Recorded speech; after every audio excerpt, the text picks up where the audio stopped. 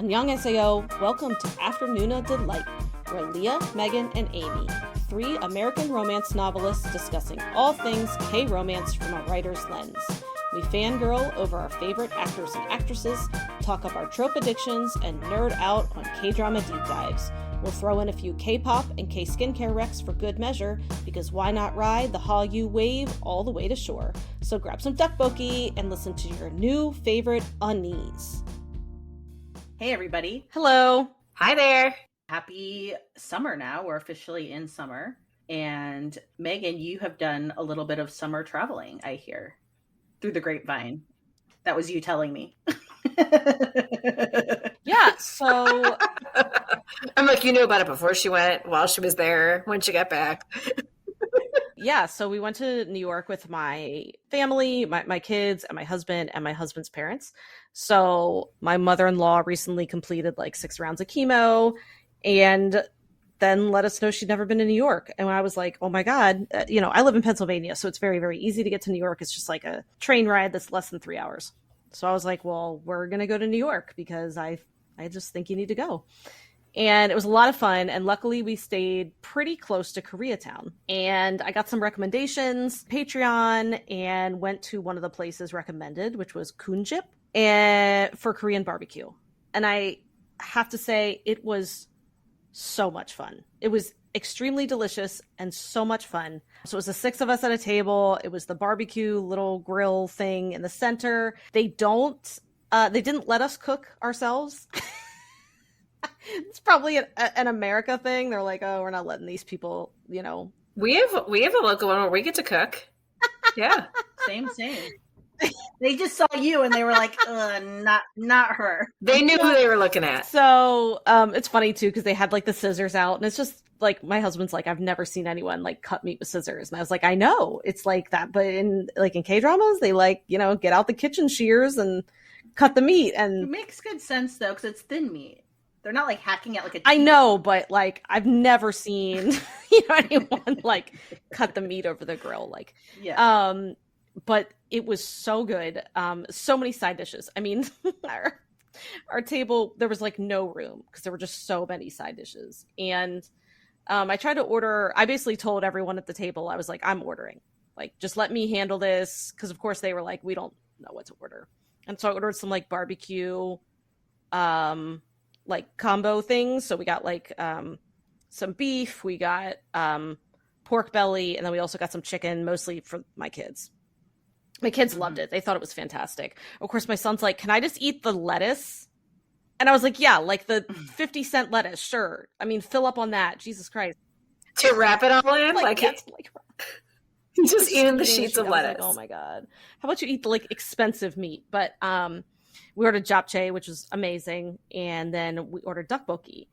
And look, I've had tteokbokki. Spicy? It was spicy tteokbokki, yeah, which I've had before. But it was nothing like that. It was so good. I could not stop eating the tteokbokki. Like, we absolutely cleaned that plate. And it wasn't like, I just feel like Korean spice to me is so flavorful. So it doesn't like feel super hot in a way that, I don't know, some other spicy foods do. You know what I mean? So it was just delicious. The meat was amazing. It was really fun. Like, I think the whole family kind of just enjoyed it. There's just kind of so much to like look at, because again, there's so much food and so many different things to try. Like my mother-in-law had never had kimchi and she really liked it. And it was just a lot of fun. By the time after we ate, a lot of things were like closed down in Koreatown, and they also had just had the Pride Parade. So Koreatown was packed because the Pride Parade literally went down like the street. It's off. So tons of like rainbow wearing parade goers were around, and some of the stores were closed down, like the Kpop store. But there was a barbecue chicken store, and I took a video for Amy and Leah because it was really funny. They had like TVs outside to advertise the chicken shop. And I forget now which one it was. I think it might have been like the BBQ chicken, or maybe it was the Bando chicken. I don't remember. But they had like the scene from Crash Landing on You, where Jisoo's like, he would like have that job where he's like delivering fried chicken, but then he stops and eats it. And then they also had like a whole ad of Lee Min-ho just like eating this delicious chicken. I got so excited. Like, we're literally walking on the sidewalk. Sidewalk is packed. Like, the whole area is packed.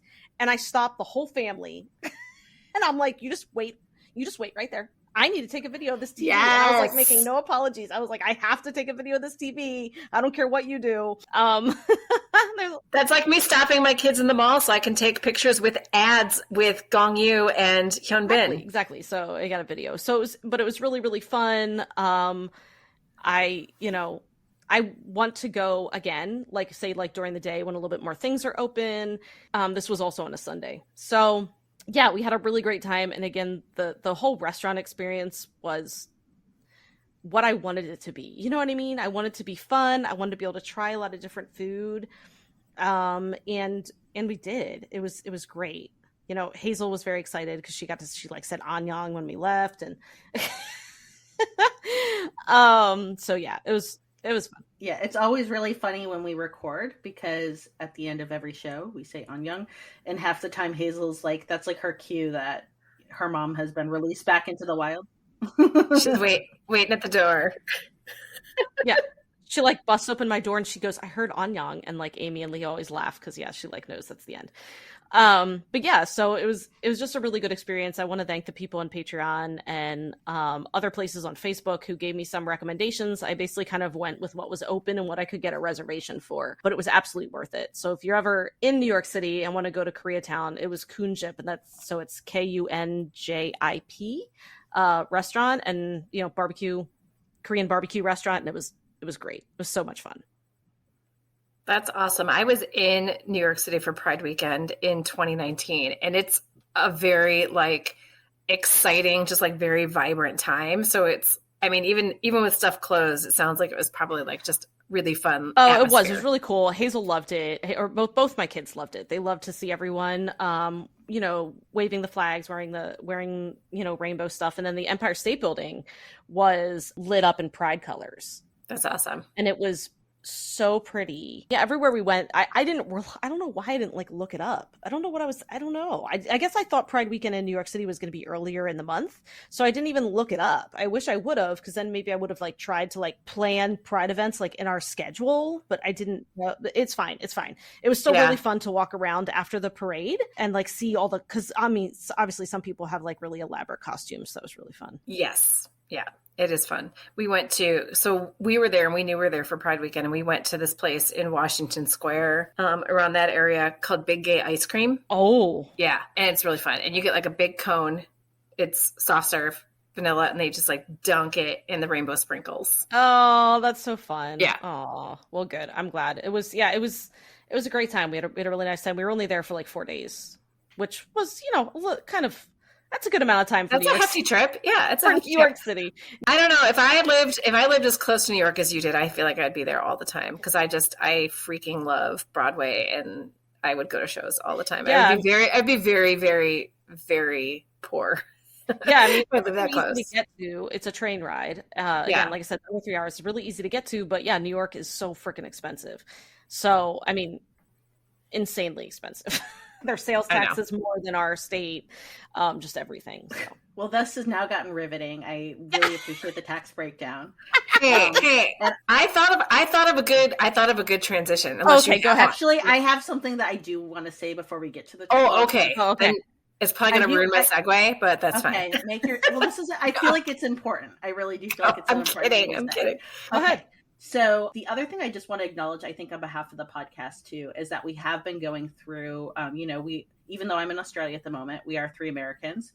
And you know what? I am not really too nervous about like moving into political spaces sometimes on a podcast like ours, even though we have an entertainment focus. And I just want to acknowledge that, you know, we are really well aware that this has been a very difficult time for lots of people in the US. And there's a lot of fear and like uncertainty that's coming up now that we've seen, you know, the courts strike down Roe v. Wade. And now, as I was thinking about, because you were talking about Pride too, and like, you know, Pride, the importance of what it means to come together as a community and support all types of people who are right now living with a lot more uncertainty and fear than they have had before. And the idea that we could be looking to roll back vital rights that are important to everyone's well-being. And so I just wanted to also say that, like, absolutely, I think it would just be, I just want to make sure that we take a little bit of time to first like acknowledge that, but then also say that I even now more, and this sounds weird, but I really truly believe it, feel like having spaces like the podcast to like have fun, talk about, you know, entertainment that brings us happiness, things like that.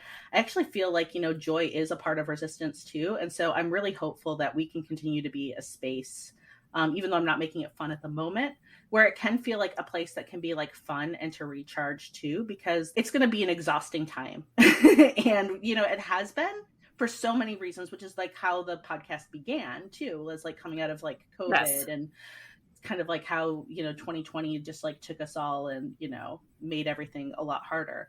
And I'm really hopeful, and one of my goals and like commitments, I think, is that, you know, we want to continue this and we want to keep going and make sure that we're also providing. I mean, like sometimes I'm like, I don't know what to do. I don't know what to do to support people. I don't know what to do to help. I can like donate. I can, you know, I can make a difference on a small scale as an individual person. Yes, I know it matters, but like it does feel overwhelming. And so I do feel like this is something that we can do, is try to be a place where people can like recharge and like recalibrate and just fill up the gas a little bit for free without it being $6 a gallon, you know, as we move forward. So I just wanted to just mention that too, because that's been on my mind a lot this week. And so, yeah, I just thought this would be a good way to throw it out before messing up Amy's segue. So segue now, go ahead. No, actually, I think that's even better, because you're talking about, you know, you're like, you want a space to have fun, even though you're not talking about fun stuff right now. And you know what's not fun? Prison. There you go.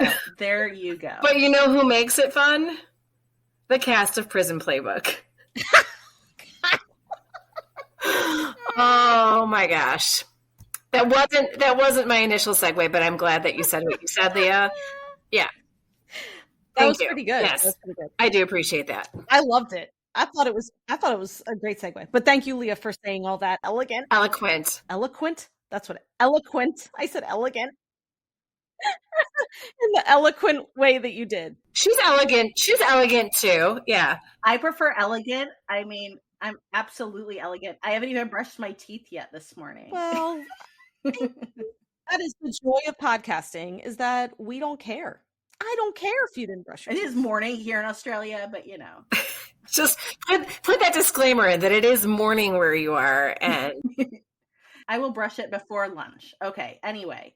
I don't know how much toothbrushing happened in Prison Playbook. I don't feel like I saw a lot, but I'm going to just assume that was happening off screen. No, they did it a lot in their bathroom. Their little bathroom. Oh, you're right. You're right. That little bathroom. With their private bathroom in the cell. We're going to get to it. Yeah. We're going to get to the private bathroom in the cell. Okay. So if there's one thing we've learned in our K-drama watching journey, it's that we love a good ensemble story, especially when it's directed by Shin Won-ho, director of the Reply series and Hospital Playlist, and written by Jung Bo-hoon, a co-writer of Reply 1988 with head writer Lee Woo-jung. And basically, K-Drama Land knows a good writer-director team when they see one, which results in heartwarming dramas that make us laugh, cry, think, and swoon. So naturally, the next place we'd look for all of this is in prison? Yes, in prison. Prison Playbook, that is. So Prison Playbook is a TVN drama on Netflix that aired over the 2017-2018 season, starring Park Hae-Soo as Kim Je-hyeok, South Korea's best relief pitcher, who is on the cusp of heading to the States for his big career break in the major leagues, when he unexpectedly finds himself spending a year in prison, where he becomes the target of more than one baddie. It's a year of survival, of soul-searching, of friendship, and even a little romance. But before we get to all the spoilers and the star-studded cast, can we please start with a little mini I have questions about prison? What was something about any of Je-hyeok's prison cells that made you scratch your head and wonder if prison in South Korea is more sauna than slammer? I feel like you keep making it seem like... I don't know if I felt like it was as sauna as you made it sound, but like, okay, fair point. It gets more serious. You read the script; it gets more serious. But in the very beginning, I'm like, do they all have big flat screen TVs in their cells? Is that a thing? I don't know about prison in the US either. So I'm like coming at this from a very ignorant standpoint. But I tried Googling like what is prison like in South Korea and did not find a lot. So okay. I just want to know what y'all think. Well, here's something. So I did look up a little bit, and something that jumped out to me right away is that if you go onto the Korean Correctional Service webpage, that's part of South Korea's Ministry of Justice, the first thing you see at the top is rule of law and correctional services built on trust, guarantee bright and hopeful futures. And look, I'm not going to weigh in, like you said, on the actual prison system of South Korea, because besides having watched like a few dramas set in jail, that doesn't seem like a great no, not at all. That's why I'm not making a judgment on South Korean prison. I'm just looking at what we are shown in this drama. But I did feel like that kind of like plucky rehabilitation message that they kind of like put on the website, I felt like that was echoed very much in the drama, because we see like slogans like that basically all around the prison, right? And we've got that like soothing female like speaker who like is constantly like, giving messages of like, hope and pluck, which I thought was interesting. Like that one woman, the disembodied voice that would gently coo, updates. And then, but also just as like, this is a little bit of a non sequitur, but I thought something that was interesting was that while I was trying to like look up a little bit more about like what South Korea prison systems are actually like, learning that it's classified as abolitionist in practice, which means that the government, officially has the death penalty on the books, but it has not executed a criminal since 1997. And so, while it's like, still around, it's not being put into practice. But overall, I thought that in watching the drama, I felt like it was less of like a sauna and more of just like a talent competition. Because like I was just going to say, like, there's singing competitions. Like, how many competitions were there? Like more than I've ever seen in any other prison show. That's for sure. And all I can think of is now when I think of Prison Playbook, I think of I did it my I know. Oh, Dr. Ko.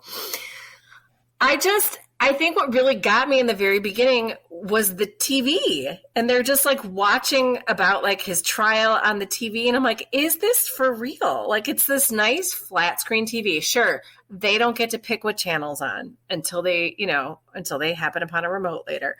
But like, I don't know, it really threw me. And then the private bathroom threw me, and the shelves and shelves of like trinkets and goodies. And I don't know.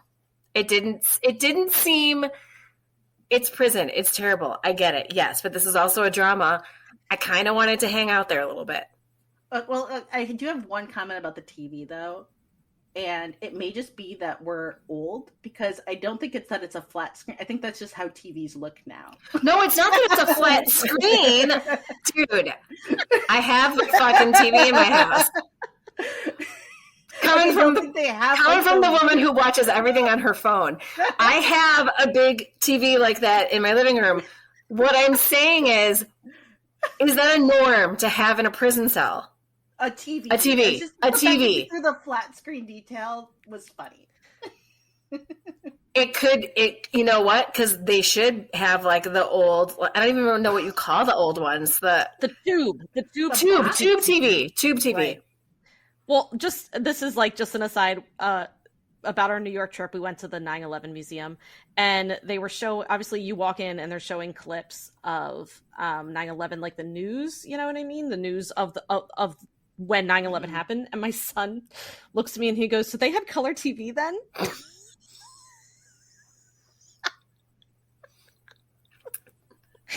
Oh, Dane. And I was like, oh. But you know what? When I watched, so we didn't have a TV when 9/11 happened, but it was like they had a TV plugged into the student commons at my university, which was a tube TV as a non sequitur. There was just like a big square TV, like on like one of those travel trucks. Yeah. Because remember, like you used to like move media around on like those like the AV Club, and it was just plugged in like the center of the AV Club. It was just plugged in to the student commons, and everyone stood around and watched the big box. Yeah. So I mean, I watched 9/11 on my tube TV in my dorm. And as Amy's saying, she's like, maybe they should be getting those. Yeah, like why aren't they getting old TVs. Oh my god!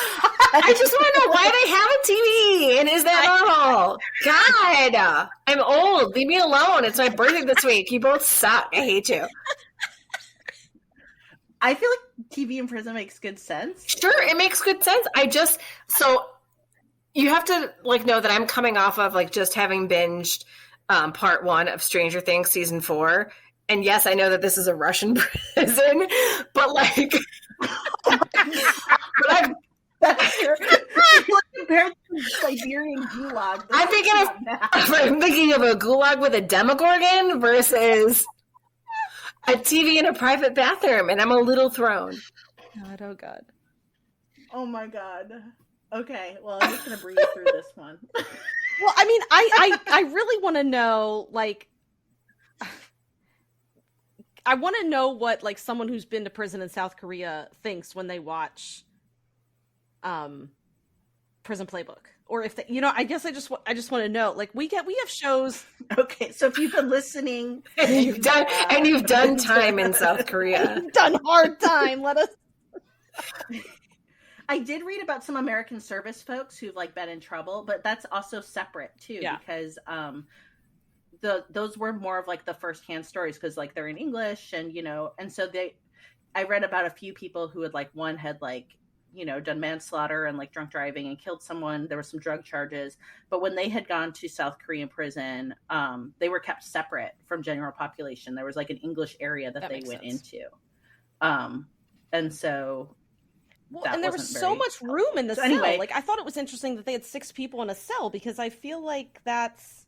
Well, they didn't have the beds to take up the space. They just lay down their bedrolls. Yeah. Yeah, but I don't know, man. I don't know. You guys are making it sound like it was like the Hilton. Okay, stop it. They had a private bathroom that was like open air, like with like they had like a little balcony. They had like a little balcony almost. Oh my God. Okay, I'm just saying, it's not what I expected. I agree. After the Russian gulag. Yeah, and I will say, watching Insider, which is the Kongha-Newell prison, show that's also airing. Does they have a TV? It's more gulag than Prison Playbook, I will say, and there's a lot more beating up and violence that is occurring. Right. Okay. It definitely doesn't look like the spot you would go and like chill with like your bestie as the guard. Right. So as always, we will start with our non-spoiler section of the drama for anyone who has not watched it. And then we will, of course, let you know when we're diving into it all. But truly, even if you haven't watched and you listen all the way through, this is a drama you can still enjoy, even if you know some of the plot, because like all dramas that come from this production team, it's really about the people and the relationships and the overall heart. And we don't have like a big reveal, like the Reply series do with, like the romances and stuff like that. So I don't know. I think you're good either way, but I get it if you want to, take a break and go watch when we get to the spoilers. But still, we'll warn you when that happens. So let's start with familiar faces. Now that we've all watched Reply 1988, and yes, Leah, you get credit for watching all the replies, and Hospital Playlist, we're recognizing that there is a familiar cast of characters who always pop up in this team's dramas, from our always lovable and maybe leaning a little sexy in this one, Choi Musa, to Sung Dong-il, to Jung Kyung-ho, and more. So who is it now that when they pop up on the screen, you immediately get that sort of warm hug of a feeling that lets you know that you're watching a good drama? Or is it a pairing of actors that you just love seeing together? So, I mean, obviously, I love seeing all of the folks that you just mentioned, but for me, always, it's going to be Choi Musa, hands down. I have it bad for this oppa, and I can call him an oppa, and I love it. So, he plays Taek's tsundere dad to perfection in Reply 1988, and, but he like rocks the sweater vest and kind of a bit of a comb over. Whereas it's a weird hairdo. Yeah. It is. But in Prison Playbook, like the dude can get it. Shaved head, silver fox. He's an amazing actor, and I don't know why I find him so sexy, but I just really, really do. I think it's that, Look, I was born right at the, end of 1979. So I think I still do have like a little bit of like that patriarchal kink sometimes that can come through with like a silent dude where like the still waters run deep. I don't know, but he does it so well. Oh, it's like that like daddy with like the kind of like the barrel chest. Ugh, it's just everything about it. Yeah, that's like gonna like not talk a lot, but like go out in the garage and like look at his tools. I don't know. I mean, I find it attractive. But then also on the flip side to that, honorable mention to Kim Sung-chul, who annoyed both of you in Our Beautiful Summer, or Our Beloved Summer. I always call it Our Beautiful Summer. It's Our Beloved Summer. He is 30 in international age, so he's well above my 28-year-old floor. And I loved seeing him show up here too. In fact, it was funny because I was watching him and I'm like, God, I just love this guy. He's so cute. I'm like so attracted because he had so much personality in this. It was so good. Well, and then it took me like a little bit before I'm like, oh, he's that guy. So I fell for him in two separate dramas, not realizing he was the same person right away. Yes, it is because he was more animated in this drama, but I don't care. I still just think he is just a hunk. Oh, spunk. Oh my God. Great. Why is that? I love him. Why is that phrase sticking for you? I know. It is. It's just, he gets the hunk of spunk award for the pod. Okay. But I 100% agree. Like, I was so excited when I saw him in this like whole new light. Like, I'm a fan now, 100%. Yeah, he's so good as Jailbird.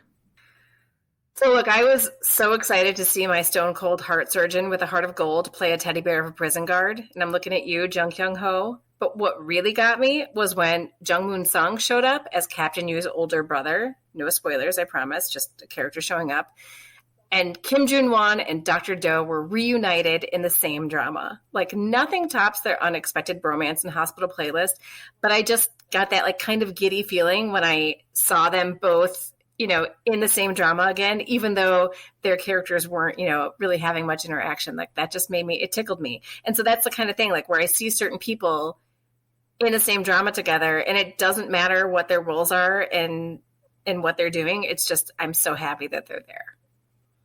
Yeah, I just now that you brought it up realized that Captain Yu's older brother was Dr. Do. I just didn't even put that together.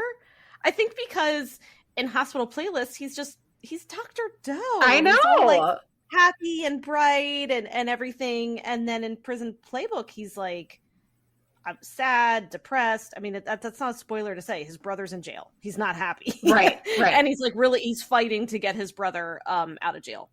And so he's like crying all the time. So I don't know. I just didn't put it together. But other than that, like, I have to agree with Leah and say Choi Musa. He's just such a teddy bear. Is. And when he first came on screen, it's kind of typical for these writers. I think they kind of made you feel like he might be kind of a bad guy. And you quickly learn that's like not the case. I mean, who doesn't love like essentially a reformed gangster? Because that's what he is. He's like a former baddie who wants to live the rest of his years as like a good guy and he's mellowed, and we didn't. Yeah. And he doesn't want I want him to hold him. I want him to hold me to his barrel chest on the mat. His like hairy barrel chest. I love it. I 100% agree with both of you. Like, I've always loved him, but he had the sex appeal going in prison. He did. Crazy. He did. Even like, I thought he was hot as Gunnar Jang in yes. Mr. Sunshine too. Oh yes. But even in this, he's somehow even hotter. He is. Like, give me him as like a mature romantic lead, please God. With me as his co-star. All right. Okay. So before this drama, were either of you a fan of prison shows or movies? And has that changed since watching this drama? Okay, so I'm not sure if I like seek out prison entertainment like specifically, but when I reflected, I was like, well, I mean, I've certainly loved my share, ranging from, the kind of the classic movies like The Shawshank Redemption to The Green Mile. And then I was very, very invested in Orange is the New Black the whole way through. And I also am watching Insider, like I mentioned, with Kang Ha-neul, which, is offering a less redemptive and more violent side to South Korean prisons and more corrupt as well. So, I mean, I guess I do find myself drawn to prison as a setting.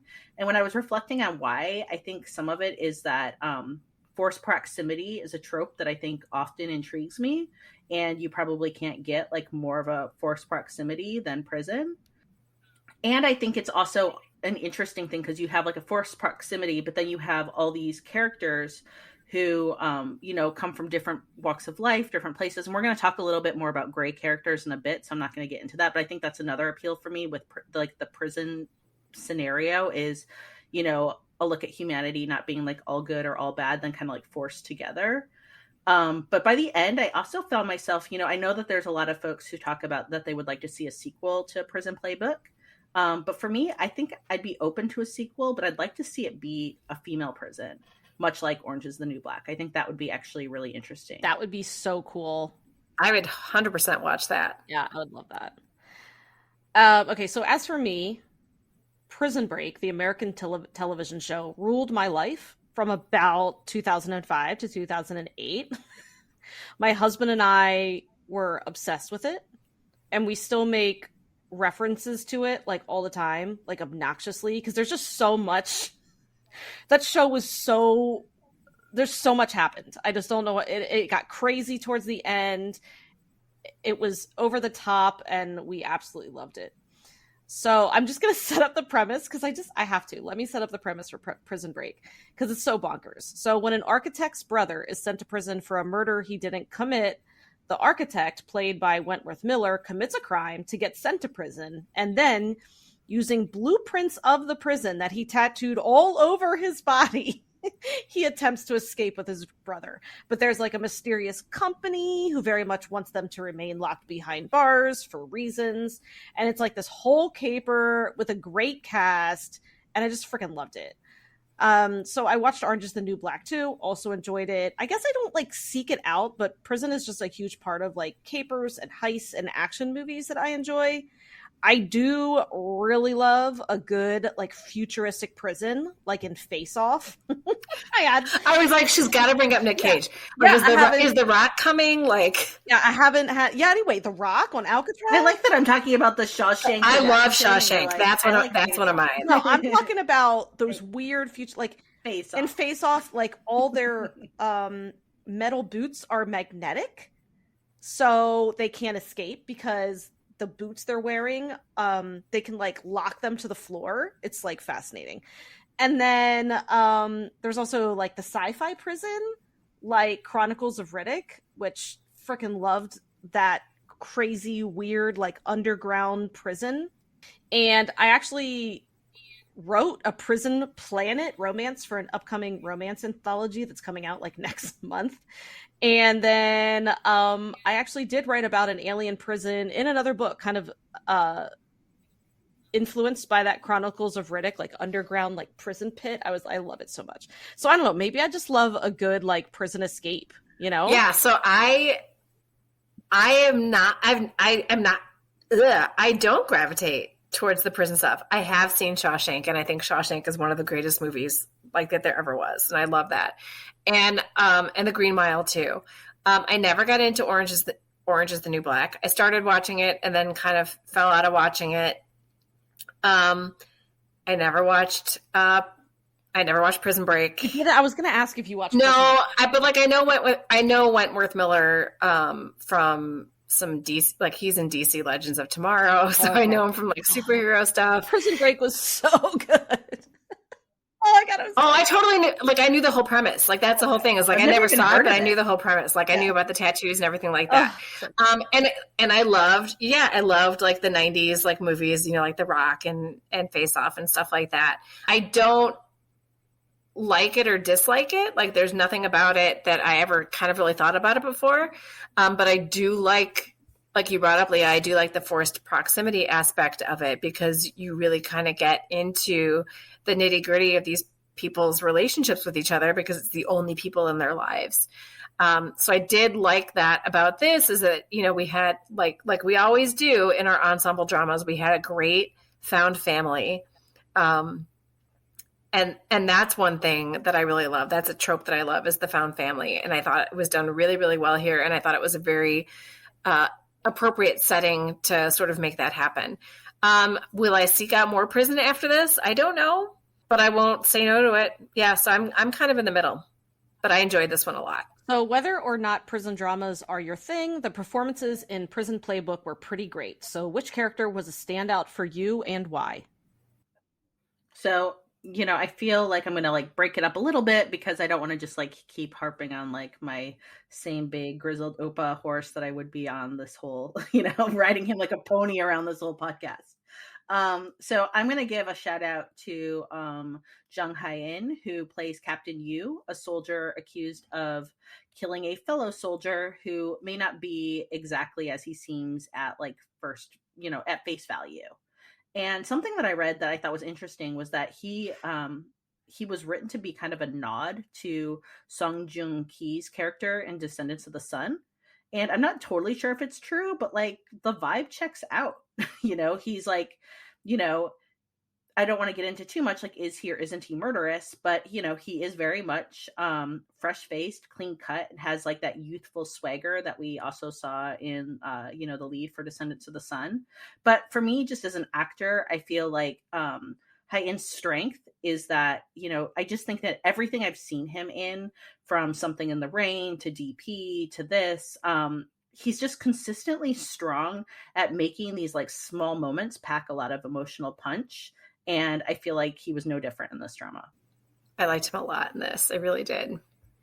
Yeah, he was great in this because I felt it was different than anything I'd seen him in before as well. So I'm going to shout out Park Ho-san as Kong Chul-do. I loved everything about how this character was written.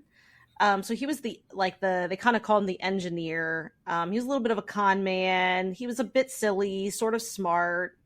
Smelly. They always talked about how he never wanted to wanted to bathe. Yeah, that was so funny. And he's a little bit of a ladies' man. He'd been married a bunch of times, and he acted carefree a lot. But the direction they took his story really tugged at my heartstrings and made me tear up. Park Ho-san was also amazing in My Mister, so he's definitely turning into an actor that I really enjoy and who can play a character with a lot of depth. And another good silver fox too. Oh, he's so definitely. Good. Yes. I love that. I love that. I love his hair. I do. And I loved him in this too. And I think that's what it is like nobody in this character was one note, or in this character, nobody in this drama was one note. And so even people like him who seemed kind of silly with some things, like, I loved when he was trying to like MacGyver the TV so that he could change the channel. That was so funny. But like, funny. Yeah, I mean, there's some really serious stuff going on too. So I really loved him. So I'm going with Lee Kyu-hung as Yoo Han-young, or Looney. And he is the prisoner who is the drug addict. And it was driving me nuts what I knew him from, because I hadn't started watching All of Us Are Dead yet, which he's in. I'm like, what do I know him from? Oh, he's from Happiness, because he plays cops in both Happiness and All of Us Are Dead, both zombie dramas. Because he's talking in that high voice, and I'm like, you look so familiar to me, but I can't handle that voice. And then I went, looked him up, and now I'm watching All of Us Are Dead with my son, and I love that I'm getting to see this sort of, duality of him in different situations, like him playing cops and him playing a prisoner. And talk about a character who is definitely not one note, and they make him seem like he really can be in the beginning. This character had a lot of depth, and I thought had one of the most moving performances by the time we got to the end of the drama. And I love when I'm watching somebody in two different dramas at the same time and I don't realize it's the same person. Like, to me, that shows a really good performance. And I knew him from Happiness. Then I started watching All of Us Are Dead, and I'm like, oh my gosh, that's who you are. And he's just a really great performer. And totally, had a crush on him in both, Happiness and All of Us Are Dead. Like, he's a good looking dude. And then they've got him in this goofy voice, and he's always seems like high as a kite. But yeah, some really good depth. And I won't give away other things about his character because it'll come up later. But I really, really, his performance stood out to me a lot. his performance, like the comp I would give to it, even though they're different characters, but I think people that played like a character that could have felt more one note, but they gave so much depth to. I know who you're gonna say. It reminds me, who? You're gonna say It's Okay. Yep. Oh Jung-se's performance of Song-tae in It's Okay to Not Be Okay. Yeah. So obviously a different character, different things going on. But I felt as if I think it was that they, in the wrong hands, the characters could have been, even though I don't think they were written silly, I think that you could have had somebody perform them more silly. Yes, it could have been a caricature and it wasn't. Yes. So yeah, that's a good comp. I like that a lot. And I didn't even think of it until you started bringing it up. I'm like, I know who she's going to say because it's a really good one. But yeah, I mean, it's such a huge cast that it's hard to just single out one person. Like there's just amazing performances in this drama. Well, now it's time for our favorite part of every episode, which is our K-pop rec of the week. And today we have a new recommender, and that is Amy. And she has not only a rec, but some fun facts that tie into the drama as well. So Amy, why don't you ticker tape out some fun facts? Yay! So I am like excited that like I knew an actor was an idol before you two did. And so I'm talking about Kang Sung-yoon, who played our bread thief, Jean Valjean, is an idol from the group Winner. And I knew because I just recently saw him in Tomorrow, where he plays a busker. And he was so good that I Googled him and was delighted to see that I can listen to him sing much more beyond his vignette in the drama. So I loved his singing. I Googled him, I found his group, and I listened to some songs. So I was excited when I saw him again in Prison Playbook and decided that I had to write a song by Winner with other idols Jinwoo, Sung-hoon, known as Hooni, and Minho. And the song I'm recommending is called Color Ring, and it's off their most recent album from 2020, Remember. And it's a moody ballad, and I'm not going to lie, I'm a big fan of moody ballads. But don't worry, we get a good Hooni rap break, so there, it's not just moody ballad the whole time. And it's sort of a stripped down song, not a lot of bells and whistles, which is something that I really like. And it's some moody idols brooding over lost love. What's not to love about that? So again, this is Color Ring by the group Winner with Prison Playbook's very own Jean Valjean, or Sung-yoon is how he's known in the idol world. And Megan just let me know yesterday that they have a comeback. Is it this year that it's coming? Yeah, it's like soon. I'm not sure the actual date, but honestly, probably by the time this podcast is airing, it'll be out. Super soon. I'm excited. Yeah, super soon. So look them up. Look them up when you're listening to this podcast. See if it's out. If not, it's coming soon. They're already releasing teasers for the album, so it's like definitely coming. But go ahead and give Color Ring a listen while you're at it, because it's a fun song if you like moody ballads like I do. And that is the group Winner. Thank you, Amy. Yay, my first one. I know, I'm so excited. I was a little nervous, actually. I've never done that before. You did amazing. Thanks so much. If you enjoy our podcast, you have our patrons to thank, at least in part. Afternoona Delight Patreon allows us to keep creating content for y'all to enjoy. Thank you so much to everyone who is supporting us there. And not to brag, but our Patreon community is pretty awesome. And you can join at a tier that feels good to you. Gain access to fun perks like K-drama posts, monthly Patreon-only bonus podcasts, and even a live K-drama support group on Zoom. Because we know firsthand what it's like to have no one to talk to about those crazy plot twists, amazing characters, and all those feelings. And look, no one should have to walk that walk alone. So learn more by visiting afternoonadelight.com. That's www.afternoonadelight.com. And hey, while you're on the website, you can check out Afternoona Delight podcast merch, find links to book recommendations, bop along to our K-pop recs, glow up your skin with K merch recs, find all of our social media, and a link to our email so you can send us recommendations or feedback. And hey, while you're at it, why don't you pop over to Spotify or Apple Podcasts and leave us a 5-star review? It really helps with our discoverability. 감사합니다. Okay, so now we're entering the Prison Playbook spoiler section. Like I said before, I don't think hearing about any of the plot in this drama will ruin it for you, since it truly is a character-driven story, but hop on off for 16 longish episodes if you need to. We'll be here when you get back. So I really liked my drama list synopsis on this. So here's a bit more detail about the drama and why it's set in prison. So Kim Je-hyeok, a famous baseball player, is arrested after using excessive force while chasing a man trying to sexually assault his sister. Shockingly to him and the rest of the nation, he is sentenced to a year in prison. There, he meets his childhood friend and fellow baseball player Lee Jun-ho, who gave up on baseball after a car accident, but now is a prison guard and one of Je-hyeok's biggest fans. The drama revolves around Je-hyeok's time in prison, as well as the prisoners he meets and events that take place there. So let's start with Kim Je-hyeok's crime. How does this crime parallel much of the message of the drama, which is the idea that no one is all good or bad? So many of our characters, Je-hyeok included, exist in this gray area. And I thought it was interesting that Jun-ho, tells him, don't trust anybody. Everybody here is bad, except you, kind of thing. But that's not true. So what did you guys think about this whole exploration of the sort of gray area where a lot of these characters live? So I think morally gray characters walking that line of good and evil are some of my favorite types of characters to watch. I think because they make us question societal norms and then also like kind of ask us to reflect on our own morality as well. So, Je-hyeok's crime, to me, at first, it wasn't terribly interesting because it felt a little bit like it was overwhelmingly sympathetic. So I don't know why I understand why things are structured the way they are. Like I would probably make similar choices in writing them. So I feel a little bit like a hypocrite when I like wag my finger sometimes.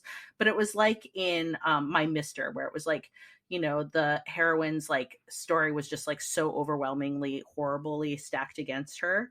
And in this case, like I was kind of like, well, like no shit, we were going to see this guy like kick the crap out of a wannabe rapist of his sister. But what I did think was a good choice and where I kind of got more curious about like his story was when the would-be attacker eventually actually like does die of his injuries, because I felt like it made the situation feel like more problematic and maybe a little bit more gray. And that excessive force really was a thing. Like, should it have been a death sentence that he doled out? Like, no, probably not. So I think I was like more invested at that point. But I thought something that was interesting in the drama that kind of like set up the theme for me as well is when Lieutenant Peng, he's a character we haven't talked about yet, and he was fantastic as well.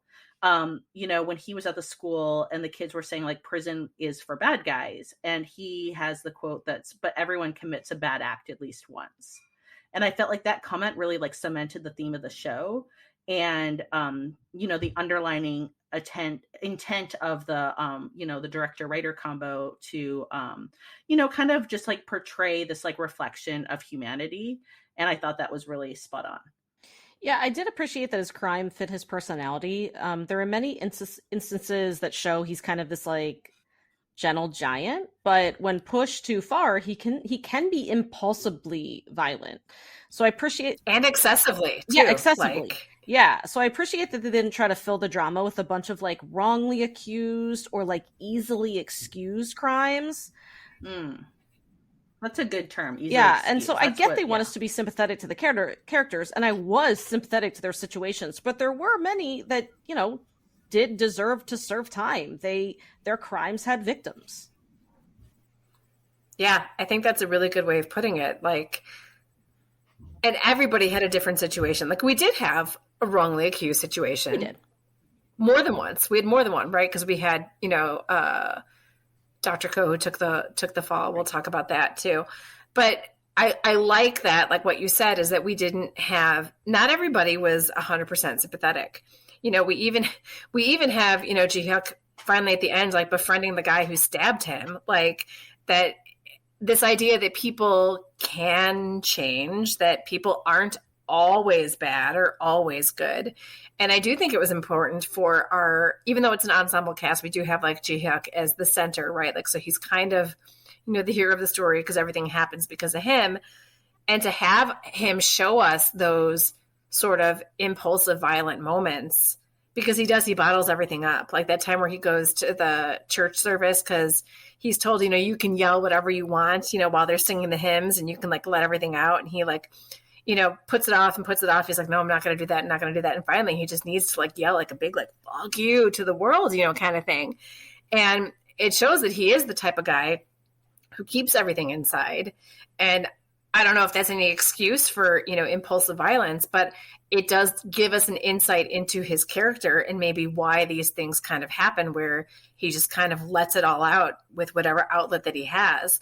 And in this case, it landed him in prison. So yeah, I said it before and I'll say it again. Nobody in this drama is one note. Nobody is a caricature.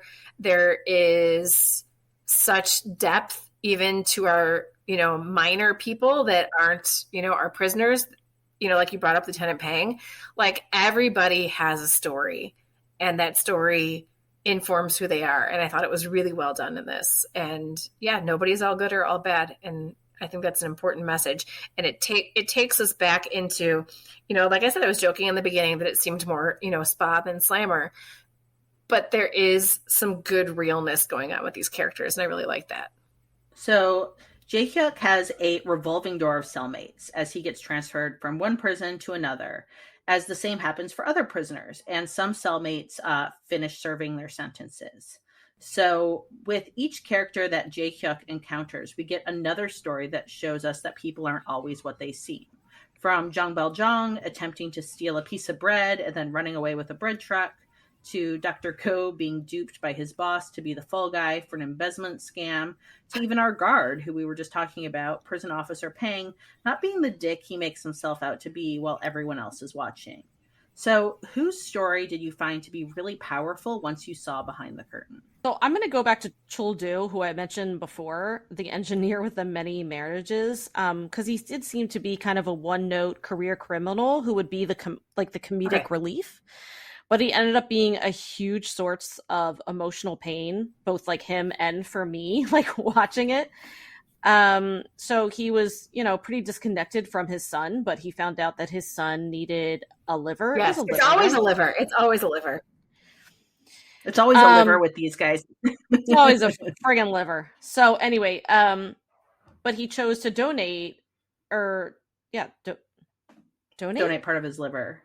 Am I saying, okay, I was like, am I looking for a different word? He chose to donate part of his liver to his son, but the son didn't want to see him. And he basically they couldn't even let the son know that his dad was donating the liver, or the son would have rejected it. But he still did it. And there's a scene where they're lying side by side on gurneys in the hospital elevator right before the transplant. And Chul-do can't like say it's me, because then his son would reject the liver, and he wants the surgery to go through. He wants his son to live, and you could tell he was having so many regrets in that moment, and he was kind of like, for once in his life, he had to take like a really big responsibility, because I think that was part of the problem. He just didn't want to take responsibility for anything, and that whole scene really wrecked me. I thought it was well done. I thought that it gave that character so much depth, and yeah. And then of course I love Jean Valjean's strive to like change. That hit me in the feels. And then you have Lieutenant Pang, who had such an amazing, heartbreaking backstory, and the way he really did come to care for some of his, prisoners, I guess. Just, so hard. For me, look, I think that in any kind of a prison story, it's those long timers that always get to me. Like, I think, without getting into like spoilers, if you haven't seen Shawshank, and, you should all see Shawshank, they have an old timer whose story in Shawshank, I think, is like the most poignant part of that whole movie. If you know, I guess. And so, I'm going to gravitate again, not to my, my silver fox, Min Chul, played by Choi Musa. And I feel like, he is in the block, he's level-headed, he is a real leader. And, when it comes to Officer Pang, he has a friendship that he's established too, that's more than just like a guard and inmate relationship. And I feel like he kind of invites the viewers to really believe in the power of second chances, and that sometimes people and he really gets a deserve really them. great second chance. I don't know if do you mention it later. I don't want to spoil it if you do. I think that Megan talks about it a little bit. Okay, but, I don't want to spoil it. So okay. that's why I don't want to spoil it. And I'm gonna keep going back to to my guy to Lee Kyu-hung, who plays Han Young, and I say a little bit more about him at the end, but he's not just an addict, but he's also somebody, like, you see his parents and how they treat him and how, like, there's a lot that goes into it, and I'm not going to pretend to know the first thing about dealing with addiction or anything like that. But I like that they didn't just give us this guy who couldn't kick his heroin habit, but then we see what his personal life is like, and we find out that he's gay, and that that's obviously something that is probably not an easy part of his life. And then his parents, like his mom is not very forgiving. I love the actress who plays her. Like, I love her in everything she's in, but she's very, impatient with him, doesn't really, doesn't have that sort of warm and fuzziness that you need when you're in a situation like him.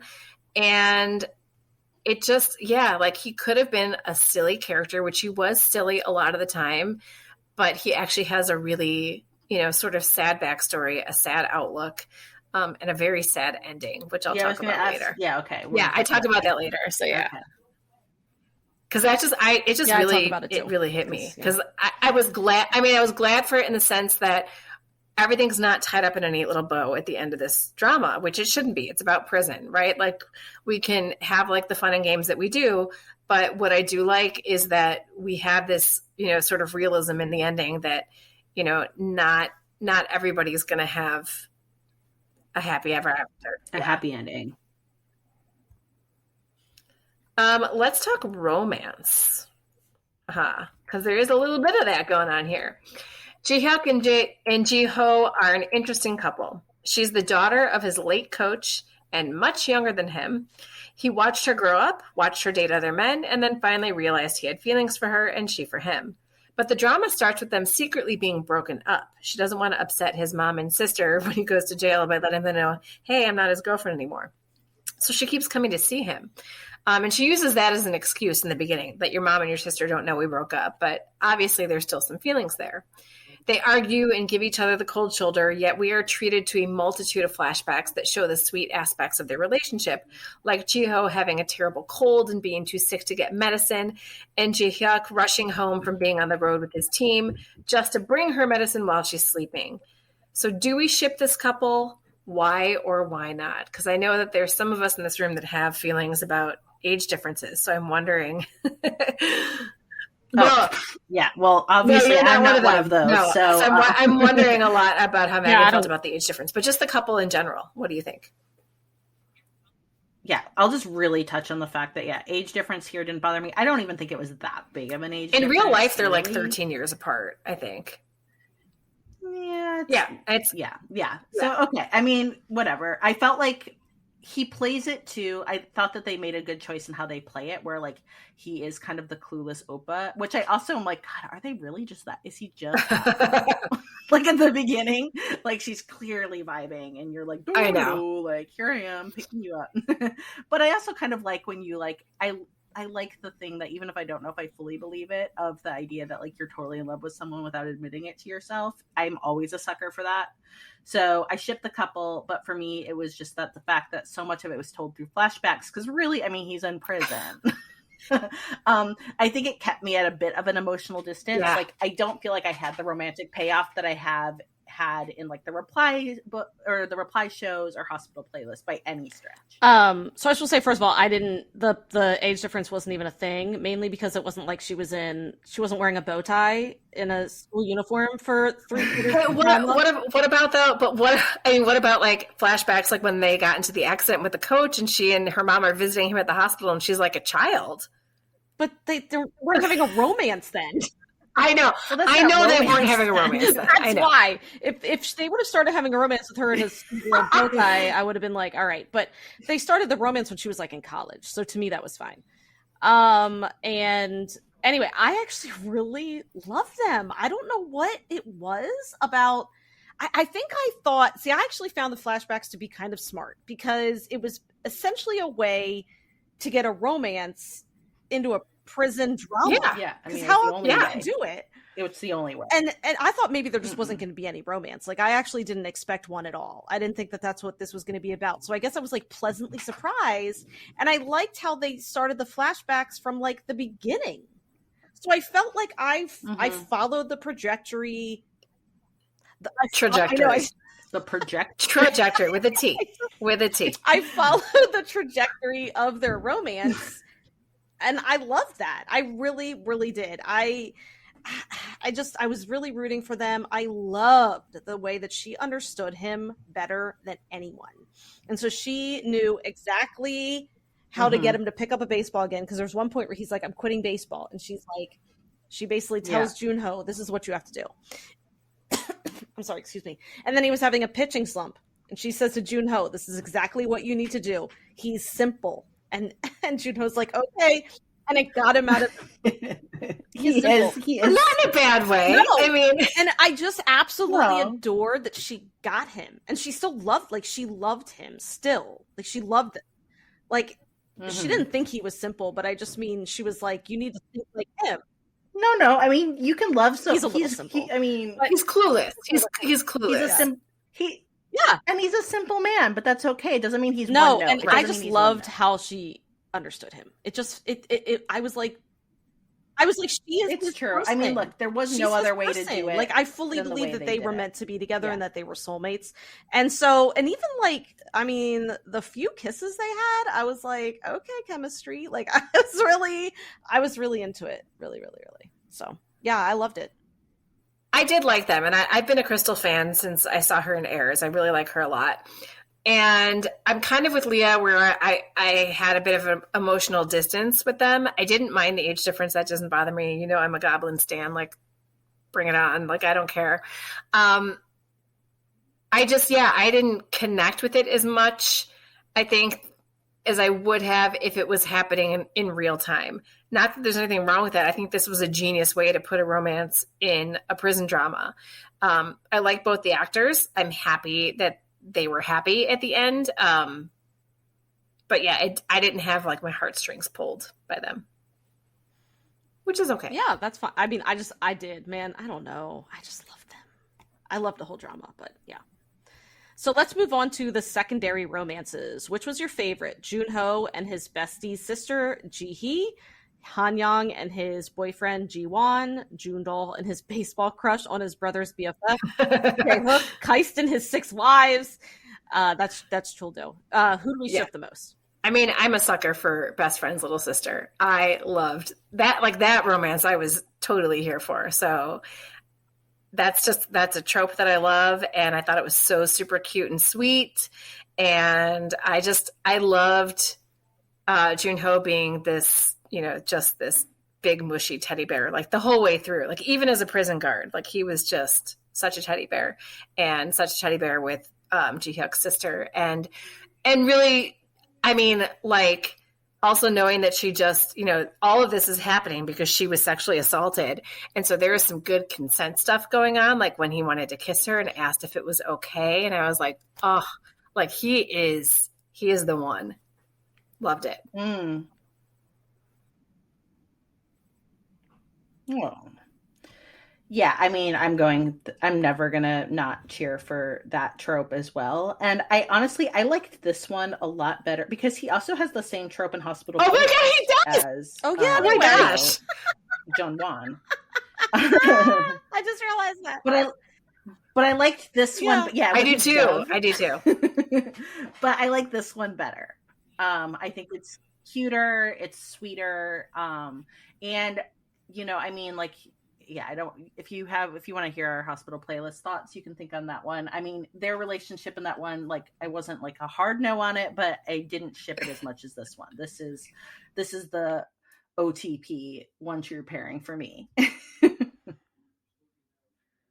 There are also some really good friendships in this drama. The main one is obviously Je-hyeok and Jun-ho, both who started as baseball players who get into a tragic car accident when they are young, losing their coach, and both taking different paths from there. Jun-ho, we find out, is the one who had natural talent but chose to give the sport up, whereas Je-hyuk always had to struggle and work extremely hard to be good.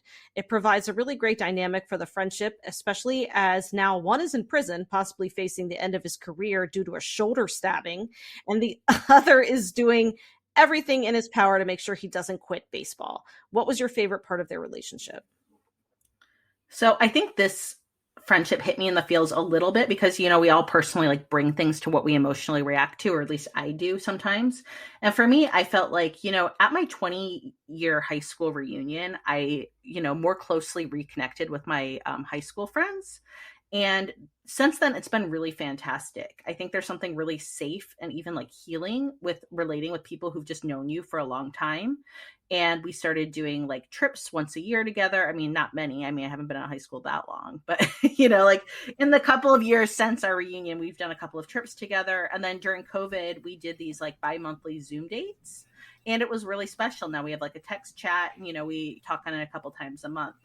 And so I think for me, one element that I liked, we talked about really quickly, like that best friend, you know, little sister dynamic. So I love that these two guys are probably going to become a family together, like an official family, not just a phone family through marriage.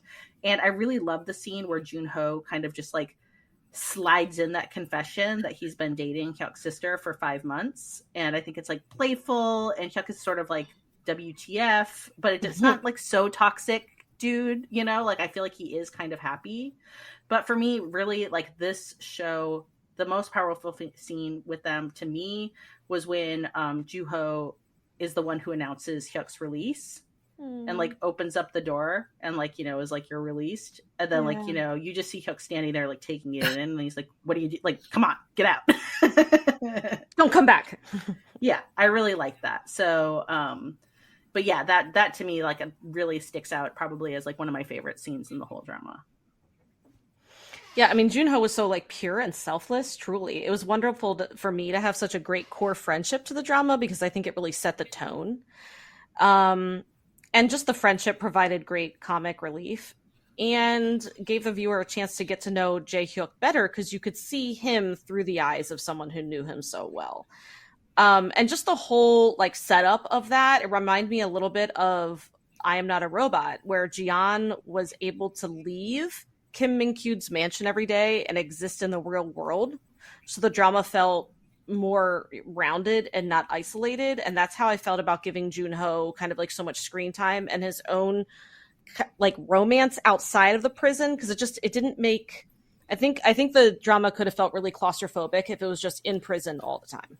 So I really loved it. I don't remember which episode it was, but there's one episode where it's sort of like, you know, the cold open type of thing, where it's just like a scene before, you know, the opening credits or whatever, where it looks like Jun-ho is just going through like random mundane stuff that happen in a day, like eating short ribs and, you know, stuff like that like you kind of wonder, like, what's the point of all this? Because nothing gets said about it. He just has this day.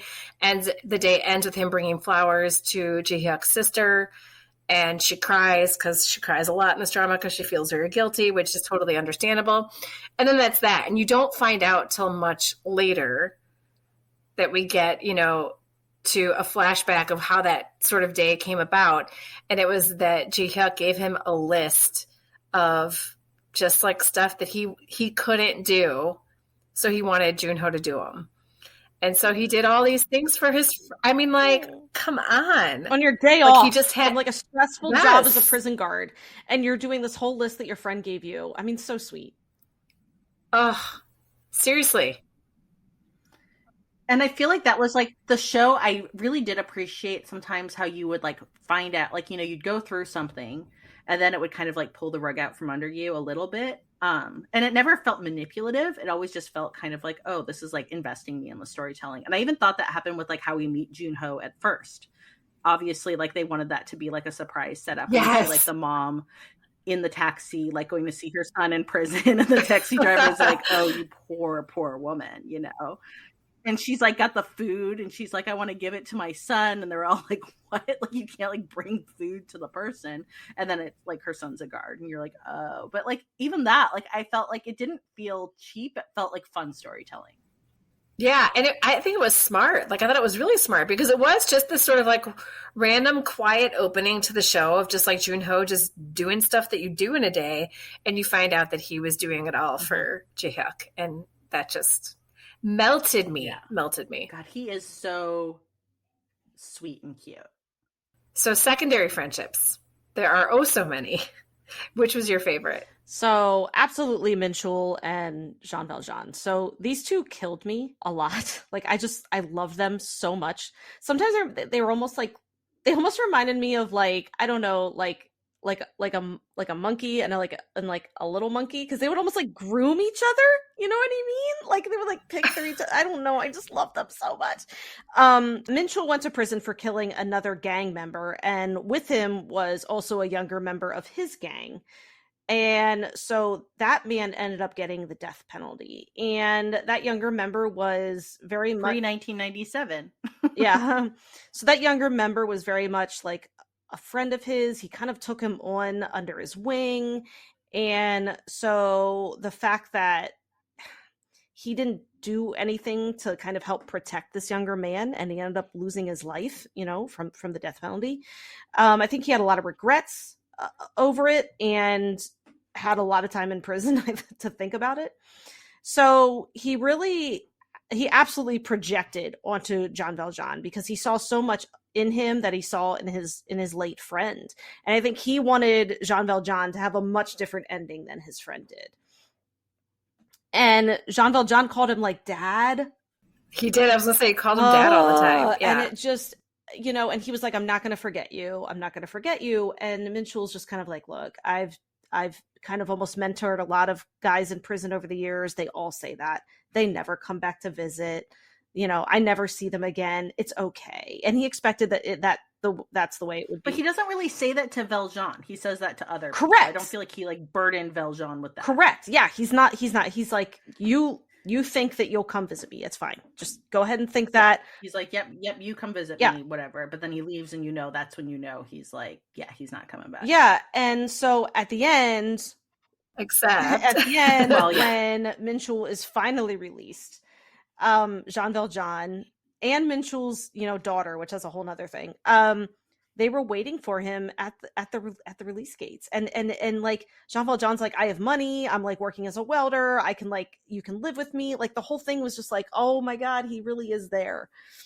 And it was just, I love that friendship so much.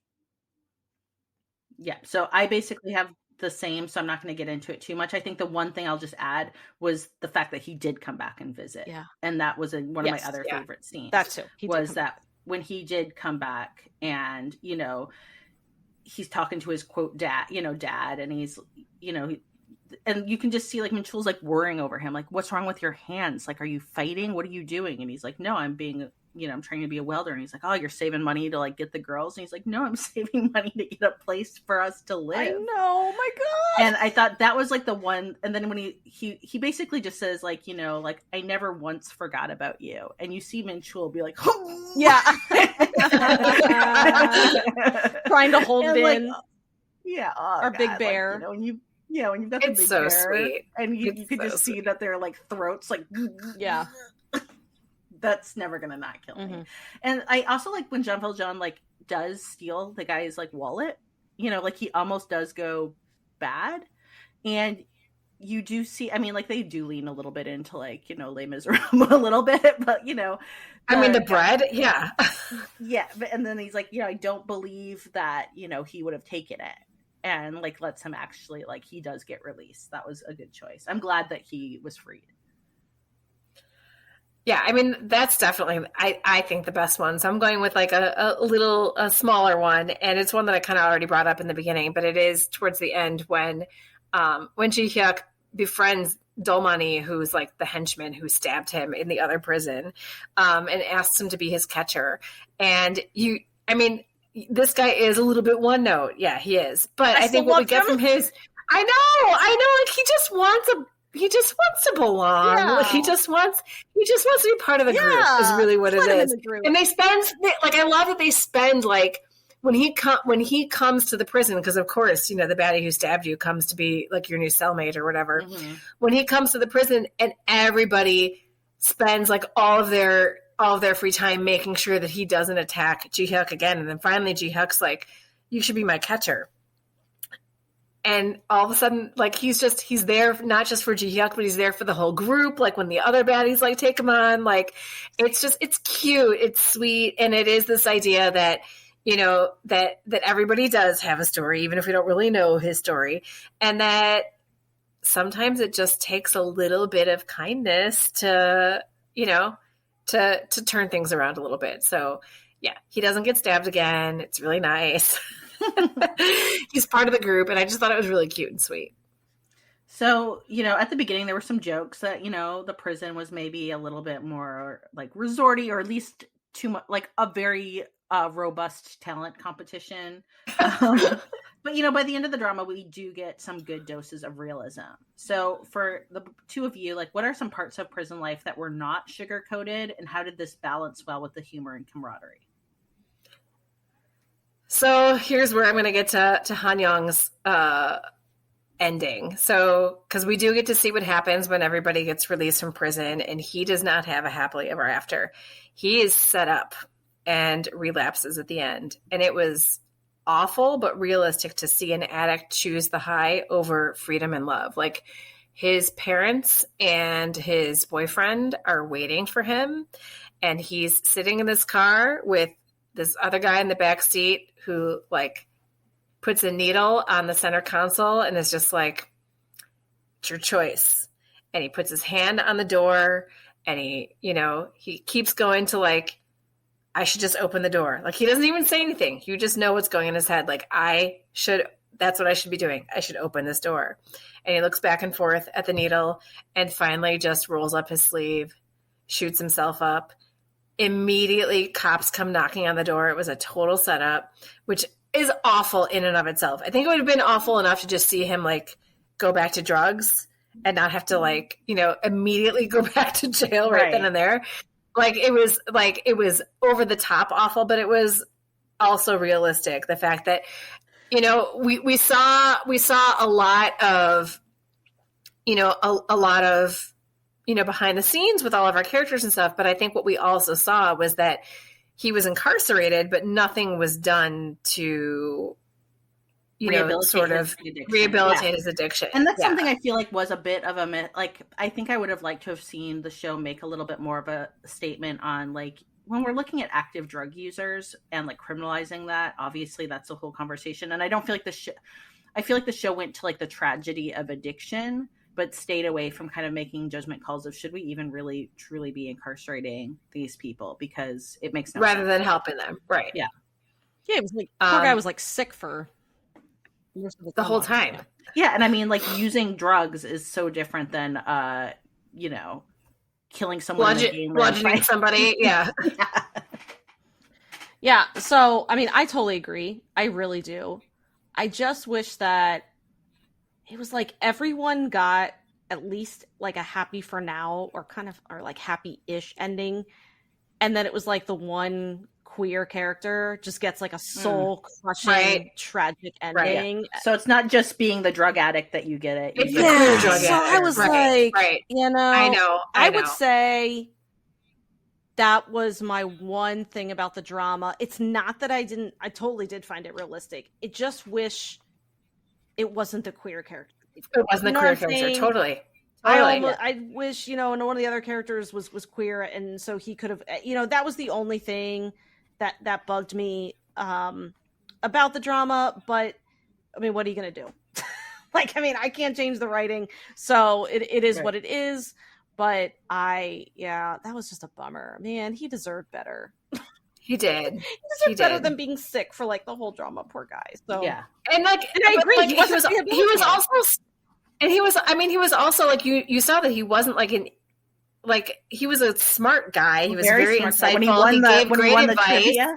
Yes. Oh my God, when he won the trivia because they gave him like the cold medicine or whatever. Oh my God. Which doesn't make any No, it sense doesn't. to me It doesn't make at No, it all. doesn't. I mean, like the prizes, that's a whole other. I was like, how much am I going to wag the finger for the prize? I know. Given? I know. So it is. That's what I'm You get saying. the cold It's like medicine. Jesus Christ. But yeah, I mean, I don't think that everybody in a prison drama, I don't think that everybody should get a happily ever after, but I do agree with you, Megan, that, and I'm hoping it's not intentional that it's the queer character who gets the short end of the stick, but it was the queer character who got the short end of the stick. That was like a big bummer for me, but I mean, it was like everything else about the drama made me happy.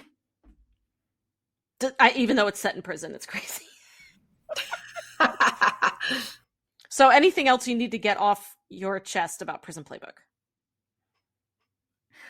Two things. One, and this is where Megan and I have a difference of opinion, so I think it's good, is look, I liked the drama, but I didn't like it as much as Hospital Playlist or The Replies, which, we can talk about in a second, because I have one other thing I want to get off my chest too, which is, oh God, I just blanked on his name. What's the lead's name? Je-hyeok or Park Hae-Soo? Yeah, but like his Park Hae-Soo is Park Hae-Soo, has like skyrocketed to like international fame, skyrocketed to international fame after being Song-woo in Squid Game, which, Megan and I talk a lot about Squid Game, like in our own offshoot podcast. But what I thought was interesting is that he plays a somewhat similar role in both, but with very different internal motivations. And so I thought it was just interesting that like in Squid Game, he ultimately is not heroic at all, but is kind of seen as like a success and kind of like, very like still in like he's an actor who doesn't offer a lot, but then he's very powerful in his own right. So I guess I just wanted to like get off my chest that I felt like he played both characters, I thought, somewhat similarly, yet completely differently. And I think that that's just like an interesting like side note as well. Yeah, so like, did you think that too, Megan? I was just curious. Like, I just felt like how he like, they're totally different characters, but his performance was slightly similar, but not in a way that just makes me think he's one note. Right. No, I completely get yours, because they both kind of were repressed. Yeah. And they both were seen as like a success. But I think Je-hyeok, and marked in some ways, yeah. Je-hyeok, I think, treated that success a little bit simpler. And like I think he saw as he was only competing with himself, where I feel like Hae-Soo did think he was like competing with everyone else. I mean, he was in Squid Game, but like it's hard to explain. Yeah. But I do agree. And I think that also and I think it's just interesting to see somebody be the hero of a story and then the absolute villain of a story. Right. And see like the choices that they make. I guess that's what I'm trying to get to in unpacking this. Totally. Is that like I felt like the choices were slightly similar, but, and I think this is like a compliment that I'm trying to ultimately get at, is like even though they were subtle, because it's like a repressed kind of introverted character, they both like, even though the writing obviously takes them on a different place, like the performances take them in a different place, even though there's like not a huge amount of difference between them. Like it just shows how much sometimes just really small moments and little choices that you can make can really just like add up. I do agree. I mean, I loved Park Hae-Soo in Squid Game, and I talk about him in our podcast, how much I loved his character. I thought his character was fantastic. A great it was probably the best performance of Squid Game. I actually think it was. Yeah. I mean, but the way he played that villain, and then I loved him in Prison Playbook, and I think that's why I liked it so much. I mean, I really truly loved this drama. I liked it more than Hospital Playlist and The Replies, and I think it was because it was a little less slice of life and had more of like a cohesive storyline. And again, I'm not saying that in a negative way. No, it's like his year in prison. It's his year in prison. Yeah, it's his year in prison. So there's like, it felt like, and the stakes were really high too. Like there were high stakes, and there was a lot going on. And I loved that there was kind of one main character being the focus of the whole drama, and everyone sort of orbited around him instead of like a core cast. I like core casts, but I kind of always, in a way, want like a main character to kind of carry it. And not all actors, I think, can do that. But Park Hae-Soo as Je-hyeok absolutely carried this drama for me on his like broad muscled shoulders. I mean, I loved his character. I loved his character so much. I found his character so fascinating because he appears really simple, but yet he's also like pretty cunning. He thinks ahead. Like there are a lot of moments where you think in Prison Playbook, like he's been beat kind of by the baddies, like figuratively.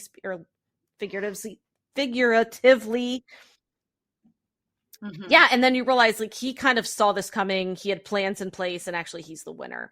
And you know, I just kind of loved it because to a degree, then as I'm watching it, I'm like, ooh, I know Je-hyeok's got something planned. I can't wait to see what he's got planned. You know what I mean? But I think that's good for like if you're a viewer too of like what are you going to gravitate for, because I think like if you like it, you're gonna, I mean, I think you're gonna like all, like there's a very very clear point of view that these characters, a vibe, like the 100%. humor mixed with some seriousness, you know, like you're gonna get that when you get this, Oh yeah, you know, this director and writer combo. But yeah, I think it's interesting to see where do you fall out in terms of like where do you actually end up like having like your favorites being. And I think you unpacked why Prison Playbook for some people is going to resonate more, and it's probably a lot to do with what you just said. Yeah, and you know, it's funny because I think I said when I started watching it, I'm like, guys, it's like Hospital Playlist, but in prison. I mean, it was very clear to me that the writing, it's not that simple. But I just mean what I meant was the writing felt so similar in a good way.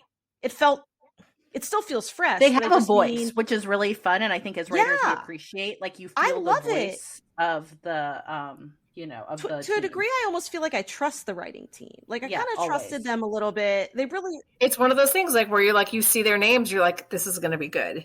Yeah, you know? I mean, I think honestly, they only let me down with Looney's ending. That's like the only thing that really they let me down. Everything else, and it wasn't because it was a sad ending. Again, it really was because, you know, I was upset it was the queer character. But I just kind of do. I trust the team. I like their humor. I feel like they really write with so much heart.